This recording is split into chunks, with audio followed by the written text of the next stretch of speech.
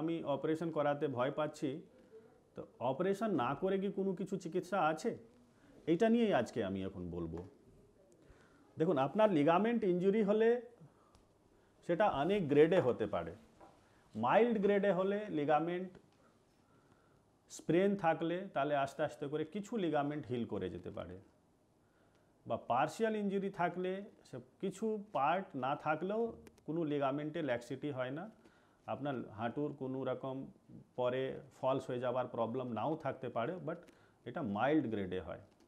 যার complete ligament injury হয়ে গেছে, লাইক আমি যেটা আগে বলেছি, সামনের দিকে এসিএল, ব্যাক সাইডে পিসিএল, এই দুটো লিগামেন্টের কমপ্লিট ইনজুরি হয়ে গেলে, মানে কমপ্লিট টেয়ার হয়ে গেলে, তাহলে মনে রাখবেন এর কোনো কনজারভেটিভ ট্রিটমেন্ট নেই।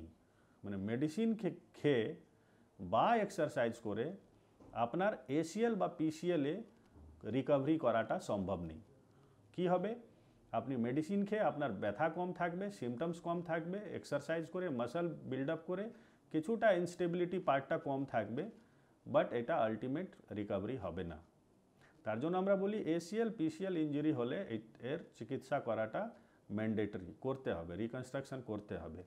অনেক রকম ডিবেটের পর আমরা ফাইনাল কনক্লুশনে এসেছি কি এসিএল বা অ্যান্ড পিসিএল ইনজুরি সার্জারি না করালে তাহলে আপনার হাঁটু আনস্টেবল থাকবে, ইনস্টেবিলিটি পারসিস্ট করবে, মাইক্রো মুভমেন্টস, অ্যাবনর্মাল মুভমেন্টস হতে থাকবে, আর at the end of the day এটা it will land up to cartilage injury. আর আপনারা সবাই জানেন কার্টিলেজ ইঞ্জুরি একবার হয়ে গেলে that is ultimate osteo arthritis.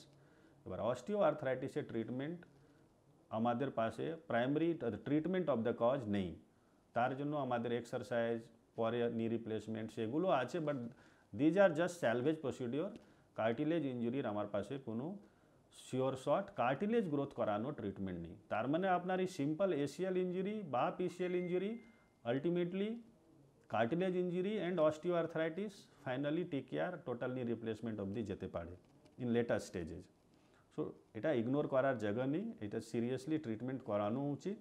ভয় পাবেন না, আমাদের সব কটা লিগামেন্ট ইঞ্জুরির এখন মাইক্রো সার্জারি প্রসিডিওর্স আছে, কিহোল সার্জারি আছে। আমরা ছোট্ট ফুটো করে লিগামেন্ট রিকনস্ট্রাকশন করি, কোনো ব্লিডিংয়ে ব্লাড লসে চান্স নেই, পোস্ট অপারেটিভ রিকভারি খুব ফাস্ট হয়, কমপ্লিট হয়। কিছু আর আমি একটু হাইলাইট করব মেনিসকাস ইঞ্জুরি। মেনিসকাস ইঞ্জুরিটা অনেক সময় ডিজেনারেটিভ থাকতে পারে, বয়স এজ রিলেটেড হতে পারে, তার অপারেশন করতে লাগে না। ইয়েস, তার ট্রিটমেন্ট আমরা কনজারভেটিভ এক্সারসাইজ, মেডিসিন, ফিজিওথেরাপি দিয়ে করি।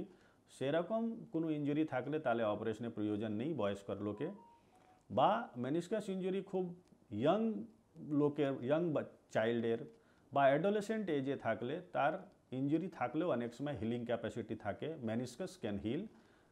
হিলিং এরিয়াতে, হিলিং জোনে থাকলে তাহলে এটা নর্মাল হয়ে যেতে পারে বিনা কোনো সার্জারির। তো in summary, in most of the ACL and PCL injury আমাদের সার্জারি দরকার। মেনিসকাস ইঞ্জুরি কম বয়সের লোকে বা সিনিয়র পার্সনে হলে তাহলে অপারেশন ইউজুয়ালি লাগে না। আর স্পোর্টস পার্সন বা অ্যাডাল্ট পার্সনে মেনিসকাস ইঞ্জুরি থাকলে তার অপারেশন করা উচিত। এই সামারির সঙ্গেই আমরা এগোবো। কোনো প্রবলেম থাকলে ডক্টর কনসাল্ট করুন, তার প্রপার ট্রিটমেন্ট করুন। সুস্থ থাকুন, ভালো থাকুন।